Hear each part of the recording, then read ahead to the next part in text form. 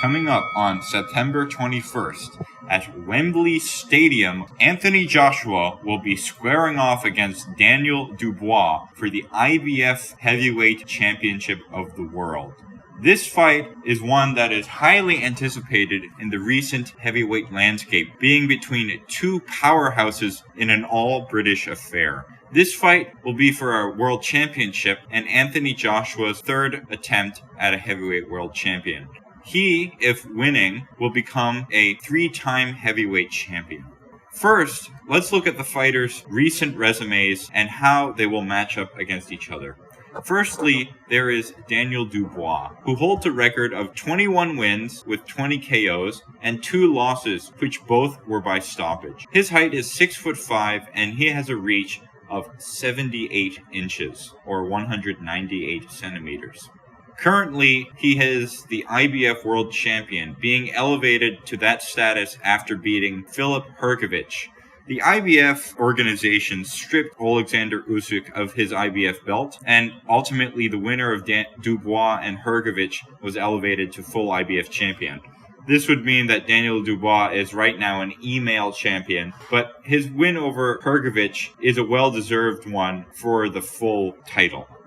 Dubois, in his recent bouts, has shown tremendous strengths and improvements, winning over Jarrell Miller in a comeback fight from his loss to Alexander Usyk. His loss to Alexander Usyk is obviously something not to worry too much about or to look at in any negative sort of way.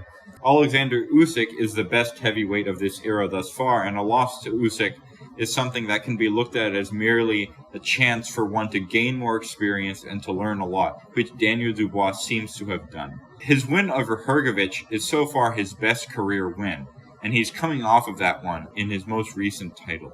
This win signified him as a true top 10 heavyweight contender, and one who may change the heavyweight landscape in the 10 or so years he has left in his career. Daniel Dubois, only being 26, has a lot of chances if he wins or loses this fight, and I'm sure he can go on to do great things, as he's already faced Alexander Usyk, he's beaten Filip Hrgovic, he has beaten Jarrell Miller, who that win aged much better than many fans expected, as Jarrell Miller beat a Andy Ruiz, although an Andy Ruiz which was coming off of a 3-year layoff. And Andy Ruiz is still a contender even with a layoff, which is at least in the top 30. Jarrell Miller had a dominating performance, which was called a draw, but unfairly so.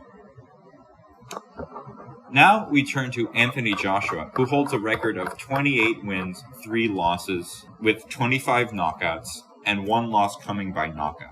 Funnily enough, one of his losses is from Andy Ruiz, who was just beaten by Jarrell Miller, and Jarrell Miller was beaten by Daniel Dubois. But that Andy Ruiz was a much better Ruiz, which that was really when Ruiz's prime was that one Anthony Joshua fight. And after that, we don't talk about that part. But Anthony Joshua has a height of 6'6" and a reach of 208 centimeters. He is only 1 inch taller than Daniel Dubois. However, his reach is 10 centimeters longer, or 6 inches longer. So he has a substantial reach advantage. Anthony Joshua, in his current record, holds a 4-fight win streak, with his most recent loss, like Daniel Dubois, coming from Alexander Usyk in a rematch he had with Usyk, which is a loss which, again, is something we shouldn't put him to shame in any way, as Alexander Usyk is the best heavyweight currently in the landscape. Anthony Joshua's first win after the Usyk loss was Jermaine Franklin Jr., a solid top 30 contender in the likes of a Jarrell Miller type level. He then beat Robert Helenius by 7th round KO, another win which was similar to the Jermaine Franklin win in general competition. Next, he fought Otto Wallin, who was a top 15 heavyweight contender and a solid win, where Anthony Joshua showed the confidence he had lacked in the last 2 wins he had against Franklin and Helenius. But for Anthony Joshua's most recent win, he beat Francis Ngannou by 2nd round knockout. Now, this win is debatably good, as we don't really know truly how good Francis was. Based on Anthony Joshua's knockout of Francis, when he beat Tyson Fury, was an out-of-shape Tyson Fury, and truly was a Tyson Fury that, although he may have been past his peak, Tyson Fury, even past his peak, if he had trained, should have easily beaten Francis Ngannou. And Anthony Joshua showed that Ngannou wasn't really even a top 30 contender in level.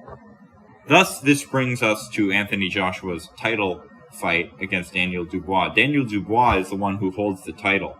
And funnily enough, Anthony Joshua is soon to turn 35, being in the latter areas of his career, while Daniel Dubois is only in the former and early parts of his career. And although Daniel Dubois has been boxing for 7 years, he still has a bright future ahead of him, only facing elite competition in the most recent episodes. This fight is an interesting one, and many believe it will be full of fireworks as both are punching powerhouses in the heavyweight division.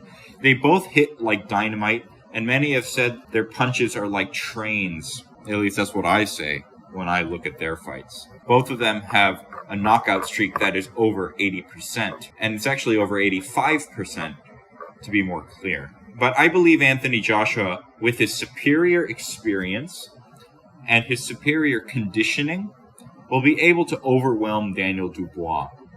Now, this fight could possibly go to a decision, although it may be unlikely. I believe Anthony Joshua will be winning by a later round stoppage, maybe around round 9 or 8, if he is to win. So, for my official prediction, I believe Anthony Joshua, with his superior fundamentals, experience, seasoning, and veterinarity, will be able to overwhelm Dubois within 8 rounds. If Dubois is to lose this bout, he should not worry too, as his 2 most recent losses would have come to 2 heavyweights out of the 3 best in the world. And if Anthony Joshua is to lose, many have said that his career may be over. But I believe Anthony Joshua, in his final road to heavyweight glory, will be able to beat Daniel Dubois. Thank you for listening. This is Zachary Cloutier at Ringside.